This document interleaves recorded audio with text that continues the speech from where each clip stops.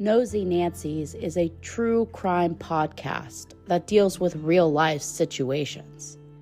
If you are sensitive to any of the trigger words, this is not the podcast for you. Listener discretion is advised.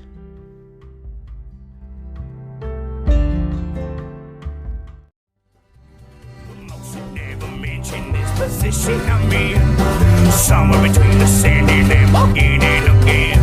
Well, I'm just pretending that it's all just a dream, a little condescending to believing in it. I'm getting the notion that I'm going all in. Hey, all you nosies. I'm Alequah.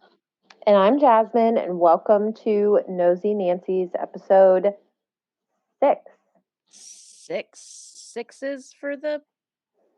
6 for the beast. 6 for the witches. Just kidding. God. We're gonna get canceled by all the Christians. Satan. You know, speaking of canceled, I did notice that we lost a Spotify follower. So I need to apologize. Sometimes I say things that are insensitive. Yeah. And I believe that I know who we lost. And I think she may still listen just to see if I'm going to acknowledge the fact that I upset her. And who was that? Courtney. I would like to sincerely apologize for referring to Dame Angela Lansbury as Ange in the last episode. I did not realize that there were going to be some Angela Fansberries. Is that what they call themselves? Oh my God, that's brilliant. Angela Fansberries. Courtney, I just didn't realize how diehard of a Fansberry you were, so I hope you're okay. I'm sincerely sorry. Literally, I walked in that next day after she'd listened to it, and she slammed down whatever had in her hand. It was probably, a diary, because she's precious like that. And she goes, I listened to your most recent episode, and yes, it was good, but let me tell you, I am livid. And I was like, what? Jeez, God, what is wrong? What's happening now? Because always something. She's worse than me. And she goes, you tell Jasmine that nobody, I mean nobody, calls Dame Angela Lansbury Ange. And the soul left her body when she said the word Ange. And I literally shrank for you. I was like, oh my God. This tiny little person's gonna go on a rampage against my co-host. Who do I save? She's intense, that Courtney. I know. Courtney, I sincerely apologize. And you know what, Angela Lansbury, I apologize to you. Even though you're in the grave. Yeah, she doesn't care. She's over it. But it's the principle of the thing. If she were alive, I would write her a letter of apology. Very good woman. Yeah, she was. She was a queen among men. I'll tell you that. It's true. Yeah, for sure. Her and Betty White, because Betty White, man, she was. Oh, Betty White. I know, and B. Arthur. B. Arthur is like. B. Arthur's my bitch. I love her. I know. She was your idol. Mm-hmm. I do want to talk about real quick though. On Sunday? What are you doing? Huh? What do you do? What's that background noise? What are you doing? You playing maracas? What background? I hear maracas. What are you talking about? It's like maracas. There's like shaking. Are you shaking something? Oh no, it's probably just my headphones bouncing up against my titties. Girl, you better get those titties under control. I'll hold it next to my mouth. Are That's what you I still hearing maracas? No, it's better now. That's what I have to Okay, do that's because lovely. my luscious bosom. I know, we're so voluptuous. Oh gosh, we're just goddesses, honestly.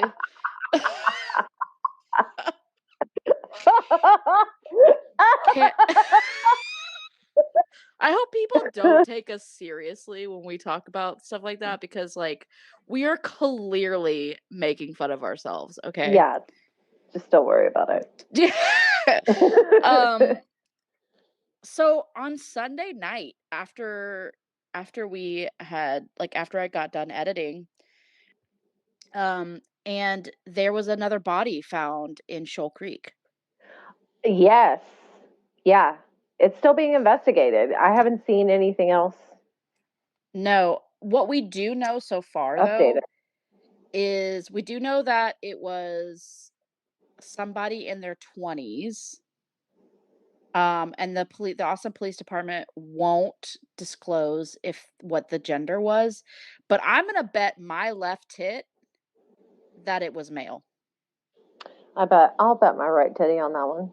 The fact that they haven't disclosed the gender is a big red flag that because they know that it's gonna stir up a lot of Yeah, exactly. frenzy. Um, but yeah, so I think we'll keep people updated if, like next It, week if if they anything. release any more Yeah, information. correct. Yeah. They do think it's of course. They do think there's no foul play involved, but that's like Yeah. Yeah. that's just another day All right. for Austin Police Department. Good Um, job. yeah. APD. How was your week? Oh my God, my week was so amazing. Ooh, what'd y'all do? Ew. So I went to Todd's this previous weekend, Yeah, not, right.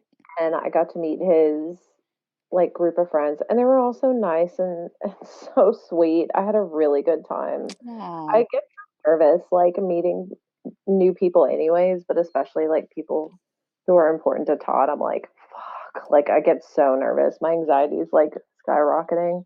yeah, because you And want I to know, make a good yeah, impression.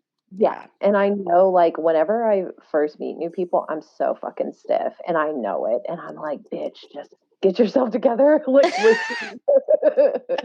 I'm so fucking stiff. And it takes me a while to like get acclimated to the situation. So but they all were so, so nice.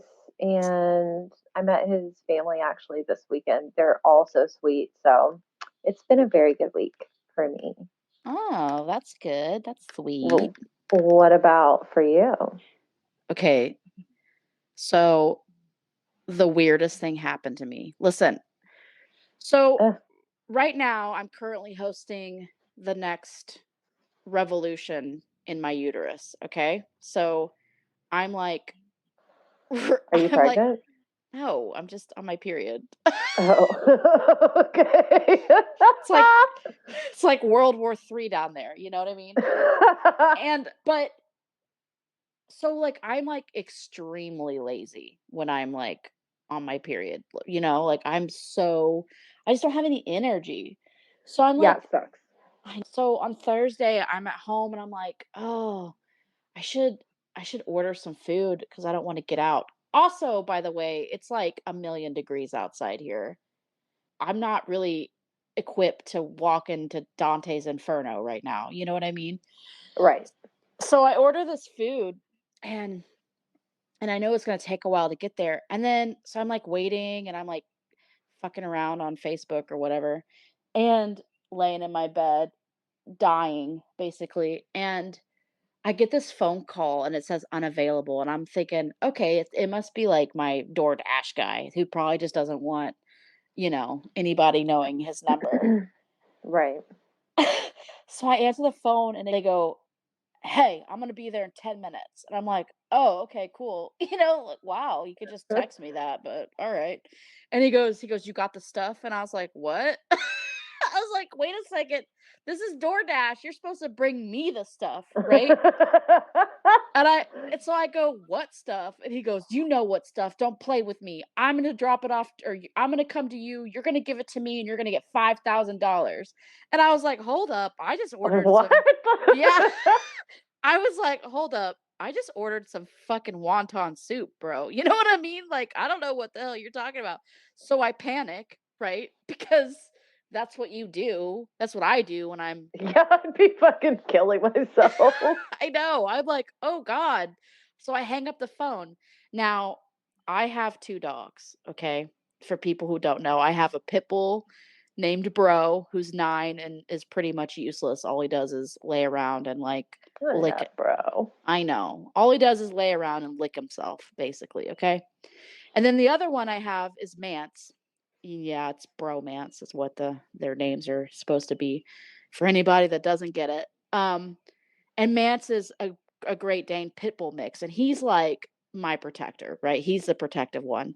So I was like, fuck. I was like, if something's going down, I'm throwing Mance outside because if I'm gonna get like killed, he's gonna die with me, you know? Like that's what he's made for. I love my dogs. I love my dogs, but like if it's me or them, sorry. Mance is going. I'll just clone him later when I become a millionaire. The delivery guy comes and I'm like, shit, get the picture that says, oh, it came. Shove Mance outside and, nobody's there. And Mance is like just peeing in the bushes because there's nothing happening. And I'm like, what the fuck? What is happening? Like, what was that phone call? Then 20 minutes later, I get a text message from my friend Nicole, who lives in San Diego and I went to high school with. And she's like, "Hey, have you been getting weird phone calls lately?" Her 12-year-old son fucking pranked me, bro. Are you serious? I'm Oh serious. my god. I was so ready to sacrifice my dog to some crazy guy Going who's for the stuff. yes, because he was like, he was like, oh, it's for from the Colombians, and I'm like, what Colombians? Like this is crazy, you know. I'm like, I don't even know Spanish barely. What? How's this gonna work? So, like all you could hear was them in the car, and you could hear because she sent me a video. Maybe I'll post it. Maybe I'll post it into the Facebook group. But Oh my god, please do. okay. So she sends me a video, and it's like it's like the recording that he put on there, and then all you can hear them in the background is like snickering, And I'm like, how did this 12-year-old fucking punk me so badly? It was hilarious. Oh my god, that is so fun. Yeah. Joke would have been on me because I would have eaten a fucking bullet. Yeah. I know, I almost Because did. some 12-year-old kid. I know. This boy had me acting like it was like Guantanamo Bay out there. You know what I mean? Like I had like war paint on, fucking I was ready. I was ready. I was ready to sacrifice my dog.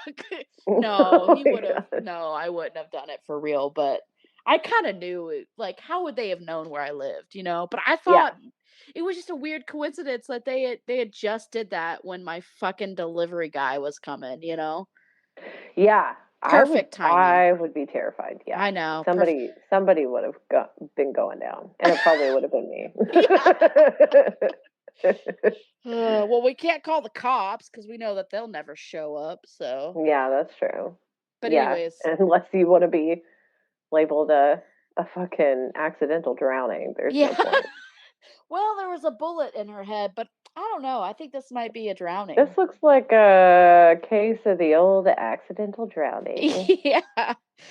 You get hit by a car 3 times, and the APD's like, well, I don't think there's anything suspicious going on around here. No foul play here. They probably just tripped and fell onto the pavement 20 times. Yeah. That seems right. Let's wrap it up, boys. Let's wrap it up. Case closed. Yeah, move on. So, I'm pretty excited about this episode that we have going on because Martin Gutierrez is your guy this week, right? Martin Gutierrez is my guy. they are really campaigning for things to be done in Austin to keep other people from succumbing to the same fate as Martin and the other men, like Yeah. Right.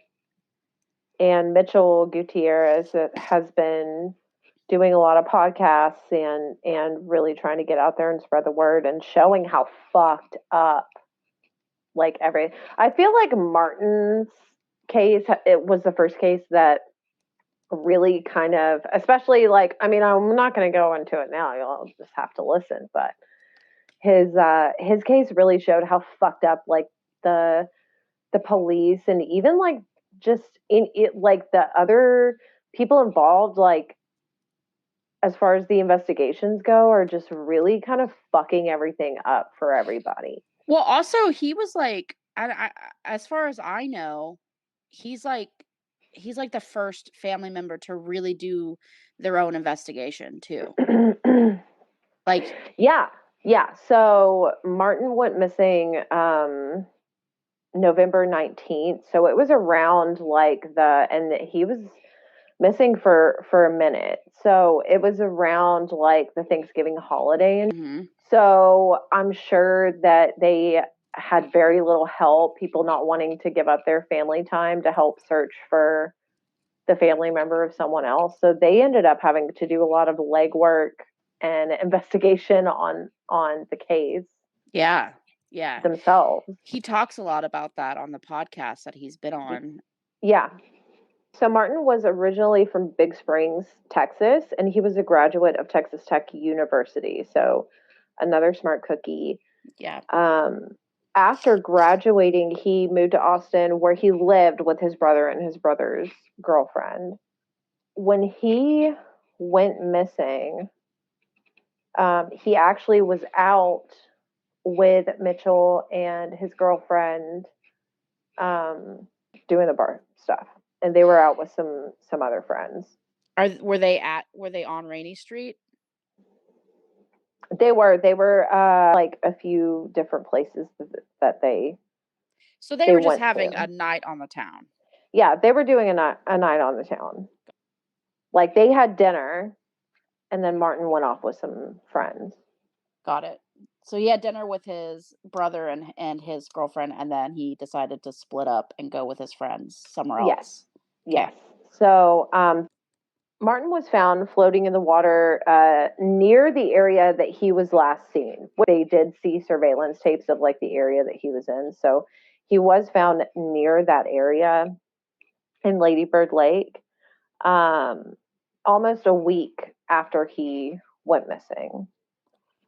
Martin's family, friends, the Travis County Search and Rescue and Austin Police searched that entire area. They searched around Rainy Street, Zilker Park, all those surrounding areas, and they all were passing out flyers trying to get Martin found.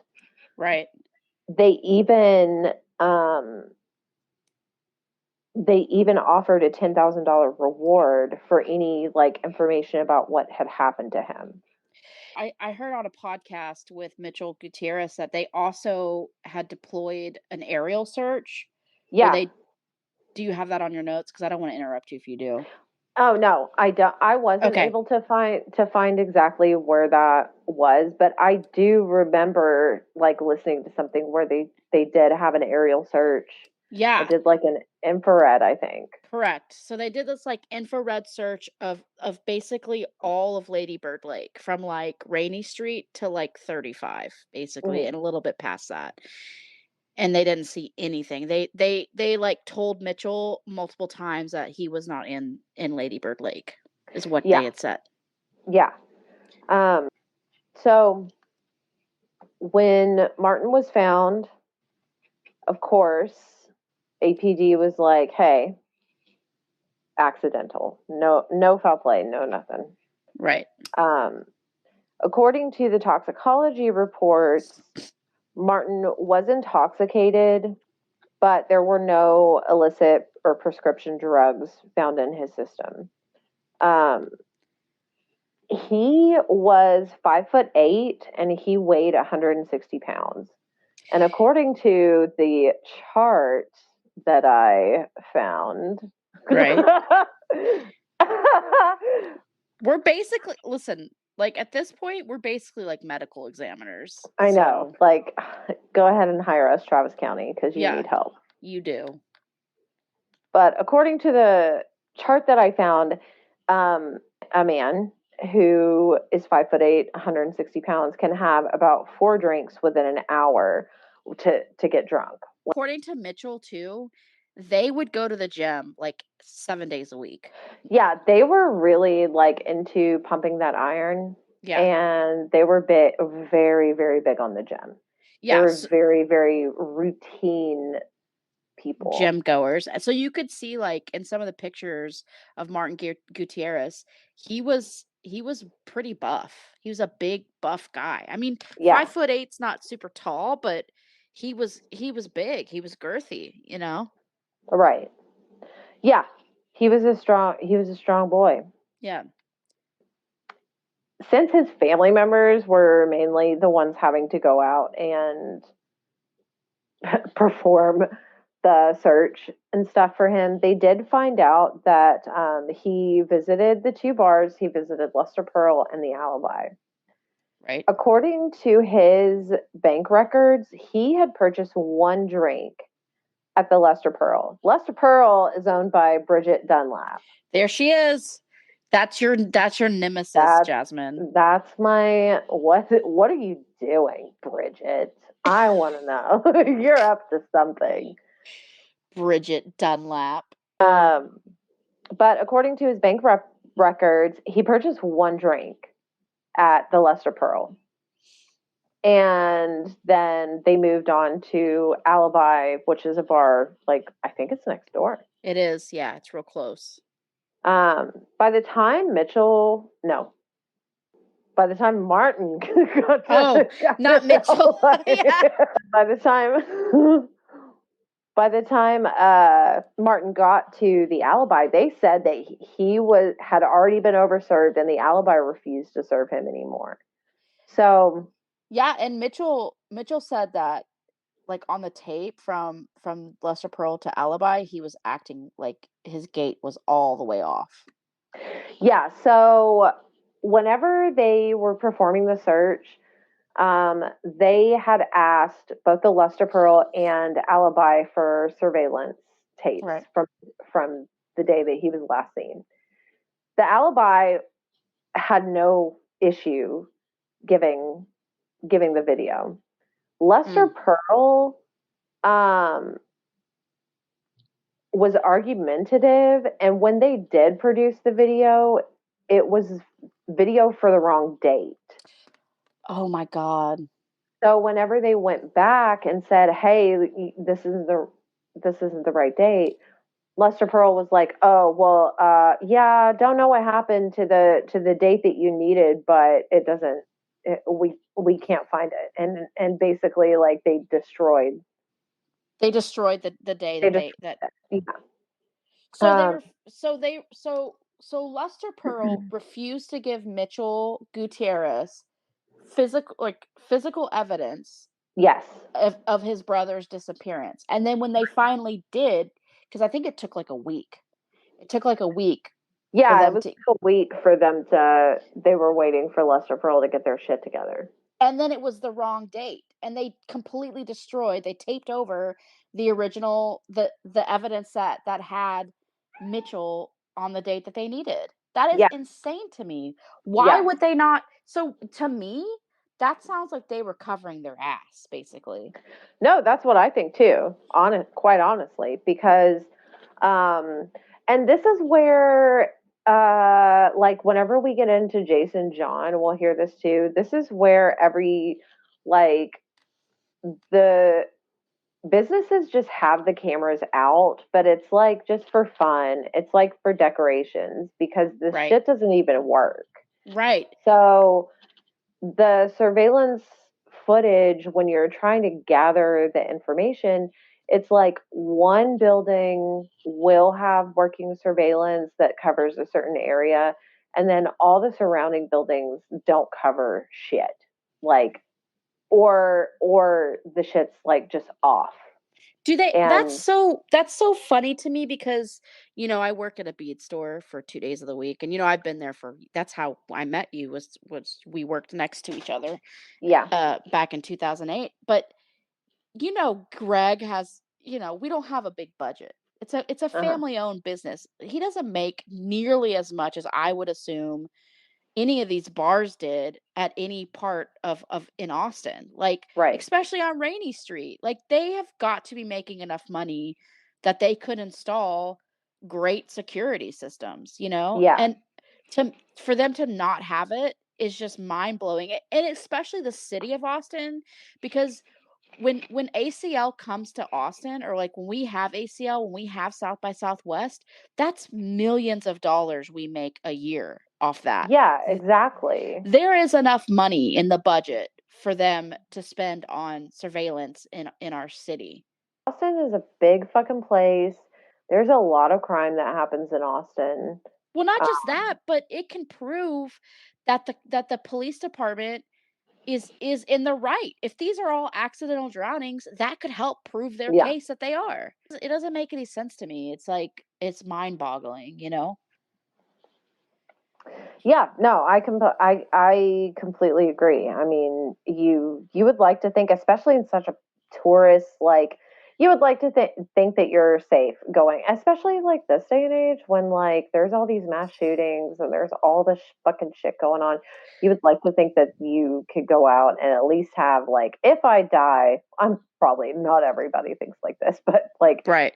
die, they'll catch the person eventually. There's like, we're all being recorded, so what, you know. Well, not in Austin. Like, the cameras are just there, like, to make you feel safe, but they don't actually work. Sorry. But that's the thing too, is like they've known that these drownings have been happening since 2010. You know what I mean? This Yeah. has been 13 years of this, that Austin, the city of Austin knows that this is happening, and they're not doing anything. Like, if I was on this if I was the city of Austin, if I was the singular city of Austin, I would demand. City of Austin. Yeah, I would demand, like, I'd be throwing up cameras everywhere, like, especially around the lake. If Yeah, I knew exactly. this wasn't, you could always take cameras down. You know what I mean? Yeah, I mean, I don't know. It's I don't like know why they it's just they looking. just they don't want this issue to be resolved, because Mhm. in their mind there is no issue, I guess. I don't know. Like, who are the cameras disturbing? Nobody. Kind of am on the fence when it comes to, like, having CCTV cameras everywhere, because there is a sense of, like, privacy, right? Like, I don't necessarily want everything, like, recorded that I do, but at the Hmm. same time, this is the CCTVs have, like, they've solved so many crimes, and have exalted people from, from being put in prison falsely, you know what I mean? And, like, Yeah. so I just don't understand why, if the city of Austin are going to throw up cameras in public areas and they're not actually going to be working, then what's the fucking point of doing that? Like, it doesn't make any sense. Like, oh, we're just joking, like, kidding, what Yeah. what? I don't know. Something needs to happen, and that's exactly what, that's exactly what Jason John's mom and Julio Santos III's sister, they've been fighting for this, especially Julio Santos III's sister. Like, she has been fighting this since fucking 2014. Yeah, exactly. Like, they need to give something up. Yeah. They've Yeah. got to give up something. Yeah. Just put them up. I'm not worried about being. I mean, I think that it can go either way. I think that people do make a big deal about the privacy, but like, I feel like, I mean, you've got like so many different things surveying your Yeah. activities, like your phone and everything like that. Right. And I mean, there are cameras, so I mean, what the fuck do I care? They're just Yeah. gonna catch me like talking to myself. So, Exactly. Exactly. where Martin was found, he was found on November 26th, so he went missing on the 19th. A 911 caller had reported someone floating in Lady Bird Lake next to the 1300 block of Riverside Drive, which is close to the Holiday Inn. Yep, there we go. Another Holiday Inn sighting. Holiday Inn. Yeah. And yet we ask again, what the fuck is happening at the Holiday Inn? The footage that they were able to get showed Martin acting extremely out of character. Mitchell said that he was seen, quote, frolicking, that he was walking in a strange way. This is just like with Julio Santos, the third. Yeah, exactly. And that he was on his phone, but he just was like scrolling around on it. He wasn't like trying to talk to anybody or anything like that. He was literally just scrolling on Facebook. Yeah. Like he wasn't he wasn't on any type of apps or anything. He just was scrolling around on Facebook, fucking around. He wasn't meeting anybody for a drug deal. Like he wasn't meeting anybody for sex. Like he wasn't, that's been theories. It's like, and which would make sense, right? I mean, why else would somebody just leave their friends? But like in Martin's case, there's proof that he wasn't doing anything out of character, like anything underground. He was literally just walking along and scrolling on Facebook. So when I think that the surveillance video that showed the frolicking was actually like surveillance of him leaving a bar at 1:15 in the morning, and that he was like running down south, or I mean, I'm not sure what he was doing movement wise, but he was making moves to go south down Rainy Street. So right. He had already like said goodbye to his friends, and he was looking for a ride home, is what his family members had said. And he was headed towards I-35. Right. So he went south on Rainy Street and then hooked a left and went towards I-35. Yeah.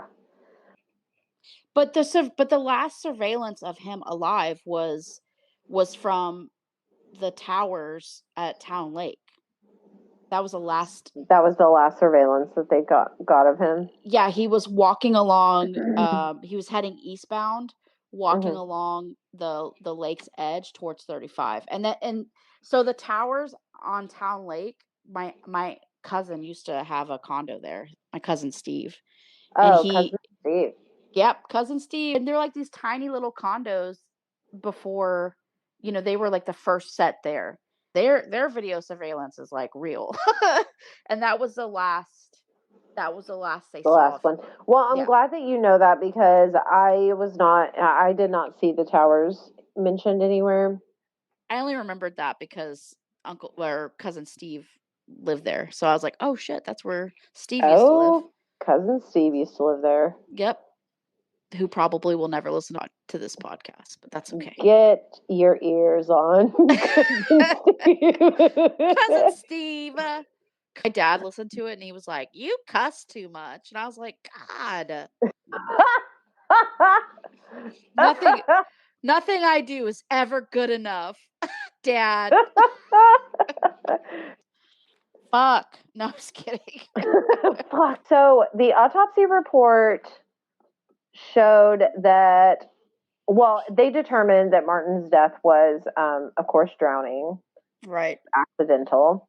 Right. They found that there was a bruise on the lower part of Martin's head, but said that there was no skull fracture or brain injuries. But the injury was listed as blunt force trauma of the head. Yeah. And they also noticed that he had bruising on his scalp. Blunt force trauma refers to the physical trauma that the body receives by way of fall, impact, or attack. And head trauma. So blunt force trauma Is the physical trauma what? What? That makes sense to me because he's a big guy, right? He's a buff Mhm. guy. And if you're going to attack somebody who's bigger or who looks stronger than you're Yeah. going to attack them from the back. You're Right. going to hit him, Right. you're going to hit him Exactly. over the head, you're going to knock him out, and then that way you can you can control them. Also, he was missing for fucking 14 days or 7 days. Yeah. Where Yeah. He was was missing he? a week. Yeah. Exactly. Where was he for a week? Because the aerial search said that there was nobody in Lady Bird Lake. And they searched the entirety around Rainy Street and nobody saw Yeah. him. Not one person saw him. It's just like the earlier cases of the smiley face murders where the smiley face killers where they take these men and they hide them for X amount of days and then they end up in the lake. I mean, it's the same MO every time, you know? Yeah.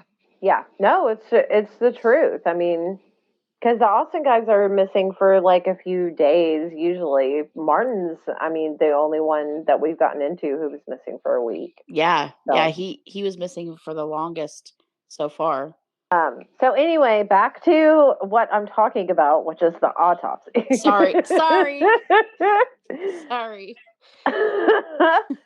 um, they also found it was noted that there was generalized swelling in his brain and chest cavities. So, a cerebral edema, which is the brain swelling, Mm. can result from falls, but it can also result from being hit with or crashing into an object, and then the brain kind of swells up due to the trauma. Um, Now, Ooh. the swelling in the chest cavities is kind of interesting because Yeah. there is a thing called dry drowning or secondary drowning. Um, What? yes, dry drowning and secondary drowning um, do not happen immediately. Well, secondary drowning specifically is like if you are swimming and you like inhale. God, It's what sorry. happening to it's what's happening to you right now. Are you Good. dry are you dry drowning? Jeez. Maybe so. Oh God. Where's Todd? Tell him to give you some CPR. This is I know. ridiculous. Please. Oh. So, secondary drowning is like if you're swimming and you swallow a little bit of water and you start coughing and stuff. I mean, we've all done that, I'm sure. I Oh, so swim, if you cough too much, it like causes your lungs to so swell. basically, like when fluid gets into your lungs, it it starts like irritating them, and Right. you start developing pneumonia and stuff like that. Well, this can happen anywhere from like a few hours to a few days after. So that's if you succumb to that, then that would be a secondary drowning. I almost secondary drown whenever I'm talking. You know what I mean? He had did he die from the secondary drowning? well, okay, so I don't know. They haven't hired me on it at the Right. fucking medical examiner's office Well, yet, they but should. We're I taking know. applications. So both dry drowning and secondary drowning can cause pulmonary edema, which is the swelling of the chest. Okay. Um, Dry drowning is where you start to drown, you breathe in the water, but the water never makes it to your lungs. Breathing in the water actually causes your vocal cords to like spasm and they start closing and protect water from entering in your lungs. But this does make it hard to breathe because your body is having like a survival reaction and trying to keep shit out. So it's not worried about letting you like take in air. Oh Um, man. so those are two ways that you can get the swelling in the chest. Man, Despite I didn't know that. That's great. That's really interesting. Despite the medical examiner's report, Mitchell and the rest of the Gutierrez family said that they don't believe that the death was accidental. I don't believe Um, that either. I'm with them. Like, how could he have bruising on the back? Let's just say he did.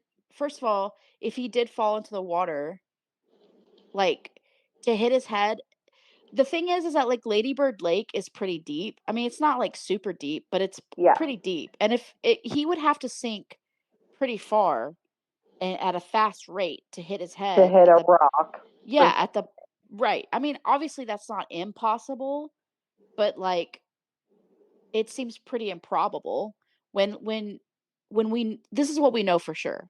We know that he was walking Mhm. around the lake at 2 o'clock in the morning, approximately, by himself.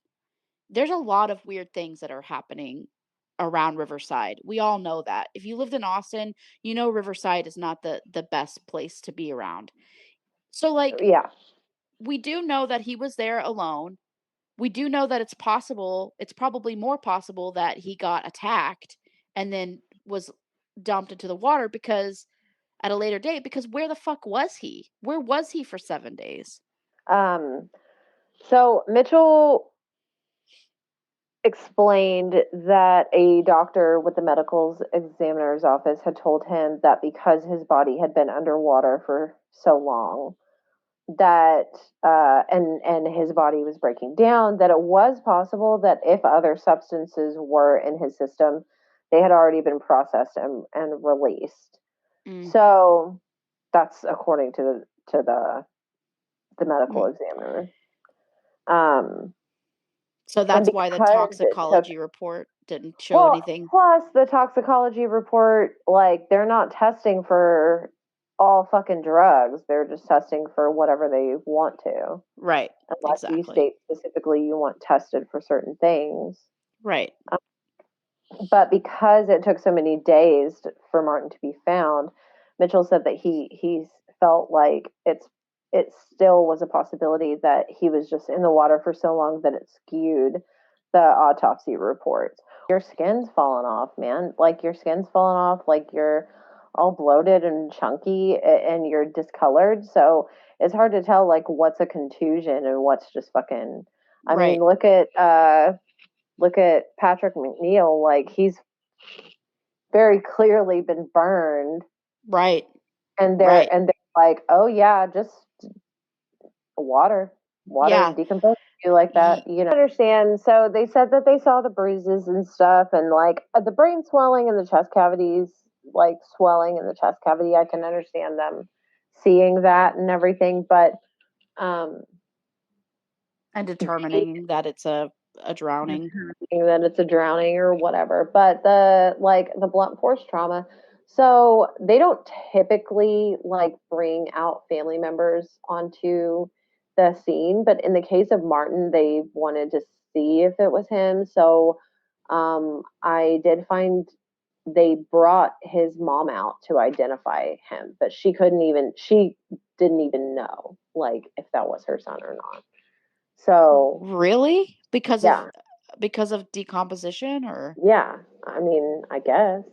I didn't know that his mother didn't recognize him. I never heard anything like that. So that's news to me because I thought he was in pretty good condition, but I think it's on like KXAN. So who knows? mm, right.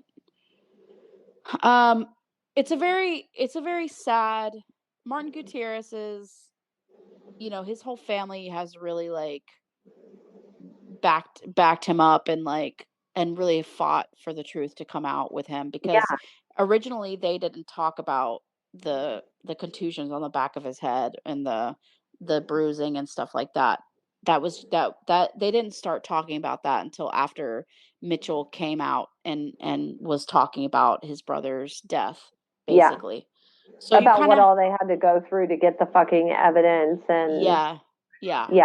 And the fact that nobody was fucking helping them search because it was a fucking holiday. Yeah, it was pretty.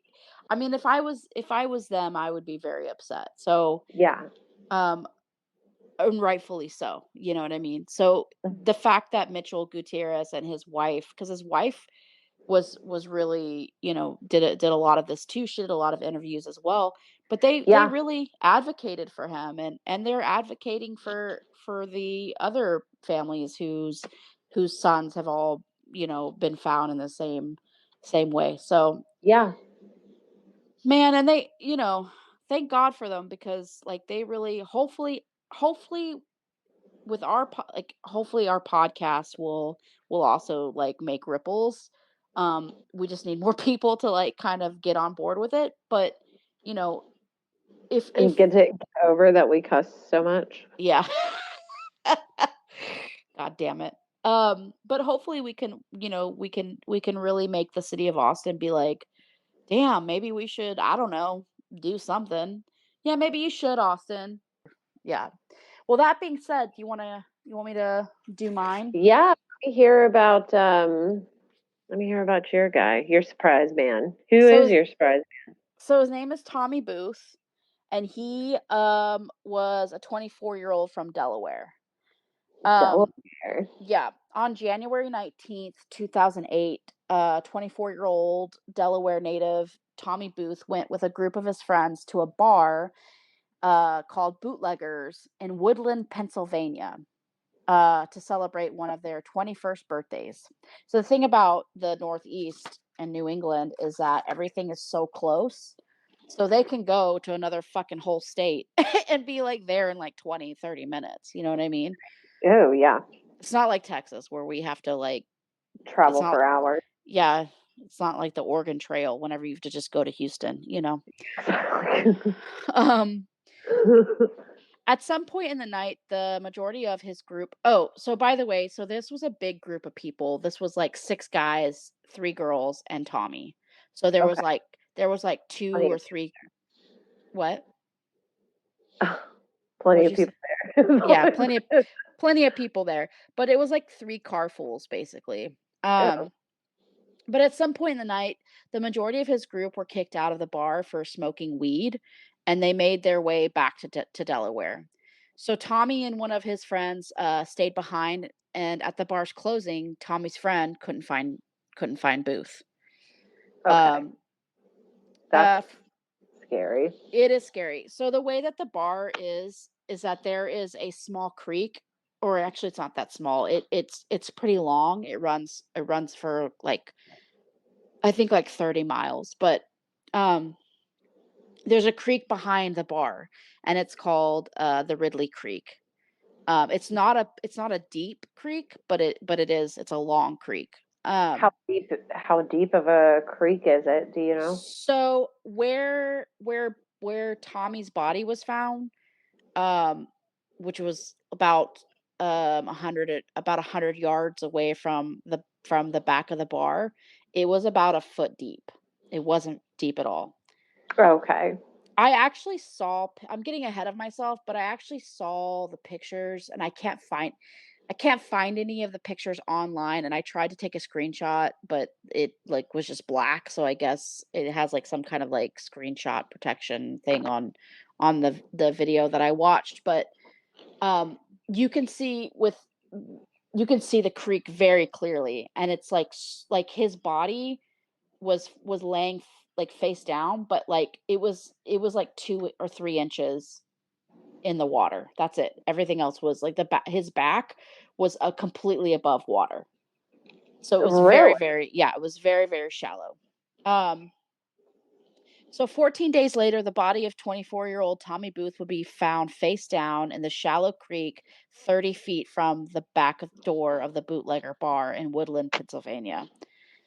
Um, Prior to his body being found, the Woodland Police Department dispatched a search for Tommy, and on the 13th day of his disappearance, a Booth family friend, Bill Durr, walked the creek starting at the bridge just north of the bar and headed southbound to the baseball fields a half mile from the Bootleggers Tavern. So when Bill was like walking the banks, he wasn't walking on the banks, he was walking like like he was still in the grass basically, because the way that this creek was is that it had a very sandy banks. Um, but when he was walking along the creek side, Tommy was nowhere to be found. Like, and when I saw his picture, like, you could clearly see him, you know what I mean? Right. Um, However, the next day, his body would be found 100 yards downstream from the back door of the bootlegger bar. So he was just not there Right. one day, and then the next day He was there. popped up. Yep. Yeah, he literally was not there when this guy, Builder, fucking walked like, for a half mile up and down the stream, up and down the And creek. and the creek was like super shallow, so he would have been noticeably. Oh, yeah. By the time they had, like, taken pictures of the scene, it was so shallow. Like, I wish I could have taken a screenshot of the picture, but, like, it was so shallow. Easily, you could have easily seen, I mean, he was a big guy. He wasn't like a tiny man. Like, you could definitely see him, and he was fully Yeah. clothed. Um, Damn. the original autopsy stated Tommy Booth's body was in full rigor mortis, a state of stiffening of the body that usually kicks in between 4 to 8 hours after the person passes away. Now, this is from the original medical examiner's report. So So that would what? so with rigor mortis, like, I mean, I haven't looked into it, so I'm just gonna ask you because maybe you know. Yeah. Does rigor mortis, like, it eventually loosens up, right? Yeah, Or no? so it lasts usually 10 to 24 hours, 48 Okay. hours max. So the fact that they found his body still in rigor mortis means that he was literally only there For a few between, yeah, for 4 to 8 hours. Like, he was only dead for 4 to 8 hours. Um, and if let's say he was in the creek for 7 days, because he was missing for 14 days. So right. let's say he was in the creek for that long. There's no way he would still be in rigor mortis because it'll Yeah. only last at the very, very max 48 hours. That's only two Right. days. Um, Damn. yeah, and we know that he wasn't in the creek when Bill was walking it. So where was he? You know. Right. Um, the original medical examiner also noted a suspicious drag mark in the soil just above Tommy's head. And you can actually see it in the picture as well. There was a huge drag mark, a big indentation, as if somebody, had laid him down and then pulled him. His feet were also pointed downwards, like he was on his tippy toes, which would Ew. also, yeah, which would also indicate that somebody had grabbed him by his ankles and pulled him, Pulled him along. yeah, upstream. So the way that the mark was going was upstream. The drag mark was upstream, not downstream. So somebody drug him along the. The bottom of yeah. The autopsy report also noted there was dirt and clay in Tommy's nostrils and throat, and the body did Gosh. yeah, and the body did show fixed lividity on the posterior side of Booth's body, suggesting he died on his back. So we've talked about fixed lividity before, and Yeah. we do know set lividity occurs when a person has been in one position post-mortem for about 8 to 12 hours after death. So with it being fixed on his back, he was found face down, right? Right, right. He's found face down in rigor mortis with fixed lividity on the posterior side of his body. So that would be on his back. So we also know that in order to have fixed lividity, you have to be on a surface, a hard surface, in order for the blood to pool. So he So obviously, it can't pull in water. Or right. I thought it could. No? It can if they're like on the bottom of the, like, if they're like if the body sinks and they're at the bottom of the lake or the river, whatever, like, theoretically it could happen, but but it seems like there's so much movement that I don't know. I mean, I've only been a medical examiner for 6 weeks now, That's so true. I That don't know is true. exactly. But from his evidence though, it from the evidence of his like the state of his body, the rigor mortis and the fixed lividity, like it's pretty clear, and the drag marks and the position of his feet. Yeah. It's obvious it wasn't a drowning. Right. Despite the medical examiner's finding, the Woodland Police Department closed his case as an undetermined drowning and chalked Tommy's body not being found for 14 days up to an ice storm they had during Booth's disappearance. So they theorized the creek froze over, and the reason Bill Durr did not find Booth's remains was because he was underneath the ice, which is which doesn't make any sense because there wasn't enough water To for him to be frozen over. You know what submerge. I mean? Right. Yeah. Um, in 2019, Kevin Gannon and his team went to Woodland, Pennsylvania to see if they could find any new evidence to convince the police chief to reopen the case. They had they had brought this evidence to the police chief, and the police chief argued that the drag mark was actually due to like the water rising and the current pushing him back and then forth, which doesn't make any sense. So that wasn't like a very compelling argument, I don't think. Right. No, I don't think so.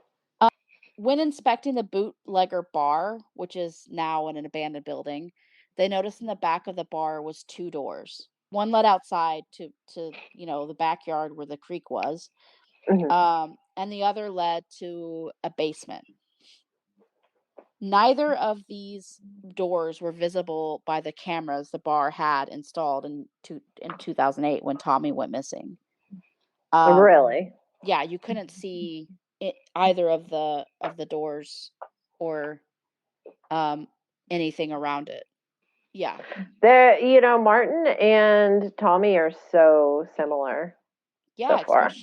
especially because of, like, how they both were found just a day later after Yeah. searching, how the, like, cameras weren't working. Yeah. Um, so on the back wall of the bar was a spray painted smiley face with a crown. And Ew. yeah. And it was painted over, but when he first went missing, they did snap and originally in 2008, they did snap a picture of it. But Mhm. when Gannon, went back in 2019, they had painted over it, but you could still see underneath the fresh or underneath the paint, you could still see faintly the black, outlines of the smiley face. Um, and although it was painted over, there was a fresh, smaller smiley face on the pier and beam above the wall where the original smiley face was. Oh my god. Yeah, so Oh even my god. Get me e out of here. I know. I'd So be so upset. so even though there was like the original one was covered over up, you could still faintly see it, and there was also a new one. Okay. Now, the new one was different. The new one had X's on the eyes, which we have seen in Austin. Yes. Yeah. There's been a lot of smiley faces with X's over their eyes. Well, and aren't X's like if you're drawing like a little guy, Yeah. then X's over the eyes means that little guy's dead. Yeah, it is. It's a big indication that it's, you know, unalived. At the time of Tommy Booth's discovery, the water in Ridley Creek was about a foot deep. If his body had been frozen under ice for 14 days, his remain would be soft and mushy, which is a common occurrence when tissue that was previously frozen is thawed. Oh, Yeah. okay. So Didn't what know that. happened? Yeah, me either. So where was Tommy Booth for the other 13 days? Is what I want to know. That's what I want to know. So I Cause think what I think is interesting about his case specifically is that there was a basement down and at the end of the bar. So right. somebody could have easily fucking got him, knocked him out, and like stored him in the basement, and nobody would have even, you know, questioned it. Yeah. And that does make sense. I mean, it's easy access, right? Because then you just Right. you just put Throw them them in in the, the creek outside, out yeah, back. out back. But you would think that somebody would see that. So you kind of have to question if that was the case, if they did abduct him and keep him in the basement for that long, you have to question whether or not the bar was involved. Because it's not like, Yeah, because that seems very Bridget Dunlap, yeah. for I mean, and he could have not been kept in the bar at all. He could have been kept somewhere else, but it just seemed really convenient. I know there's a lot of theories circulating about like bar people and then the bartenders and all that, which I mean, it does make sense even if somebody is in the smiley face killer gang for them Yeah, to be. I mean, they got to be working, so why not work at a bar? right. Especially if it's an easy to target people there. There wasn't as much on Tommy as there has been on other people, but Right. the fact that there was like pictures was pretty interesting. So yeah, that's basically it. The similarities are very intense with Martin and Tommy. Yeah, I think so. Just the way that they both were found Mhm. a day later after having crazy searches and And that just definitely makes it make sense to me that it could, it's this could be being done by an organized group because everybody's got similarities. Like every case that we've done, both cases have similarities. it's like it doesn't make any sense that these are all just coincidental drownings. But I do know who I'm going to be doing next week this time. Oh my goodness, look at you I know, I'm growing up. getting Next organized, my sweet girl. I know. So this will never happen again. I'm terribly disorganized, but my for next week I'll be doing William Hurley, the case of William Hurley. Who are you doing next week? Next week is going to be Randy Lexvold for me. Okay. Yeah, that's a really interesting one too. Yes, yes. Um, So, I'm gonna go ahead and do the missing person for this week. This is kind of also a priority case. This is Amelia Anita Salinas Hernandez. She's 16 years old. She's white. Her eyes are brown. Her hair is half black and half blue. She's 4'10" and weighs about 90 to 95 pounds. She was last seen wearing a Wendy's uniform on June 10th at 4 o'clock p.m. She was seen um, getting into the back of a gray SUV outside of Wendy's off of Staples Street in Corpus Christi. She could be anywhere at this point. So if you do see her or if she looks familiar, please contact the Corpus Christi Police Department at 361-886-2600, or you can contact Nancy Salinas at 409-519-1256, or you can also contact Amy Salinas at 361-444-7450.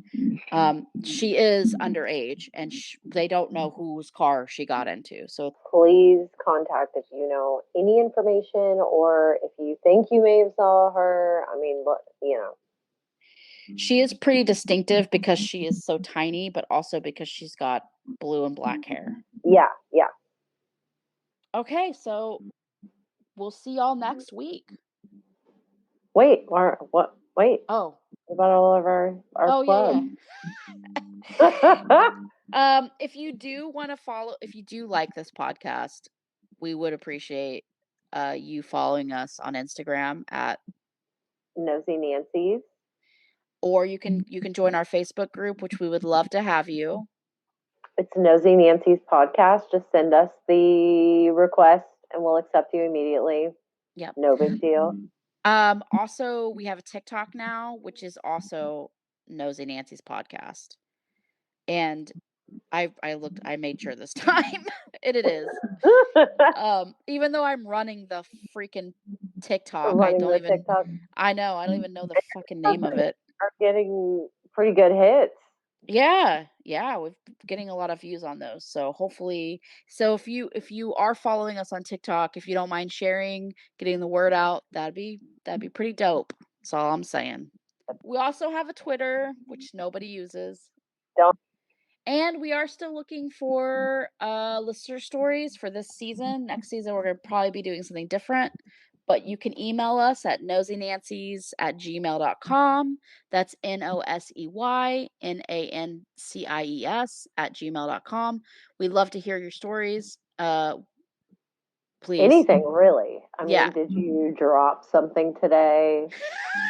Did Did someone you? honk at you because you were on your phone at the stop light Yeah. and you got all flustered? Because that happens to me. Did you walk into a restaurant and feel awkward? Please Yeah, send that in to us. yeah. Send that You in. know. We'll read it. Did you have a bad vibe? Was the vibe not right, bro? Like, let us Yeah, know. We want to let us know. know. We'll get it. We'll get it out there, and it'll clear the energy for you. Yeah, and if you are doing something crazy and illegal, we will keep you anonymous. So don't worry Yeah, about that. We're not snitches. Okay? yeah. Snitches get stitches, so Snitches get we're not worried stitches. about That's it. right. That's right. That's it. That's it. So stay tuned for next week. Randy Lexbold and William Well, Hurley. yeah. Were you surprised I remembered? Yeah, I was like, wow, you're so good. Ah, look at me. Look at you. A regular savant. I know. I'm so good. All right. Stay tuned. Ciao. C'est la vie, ma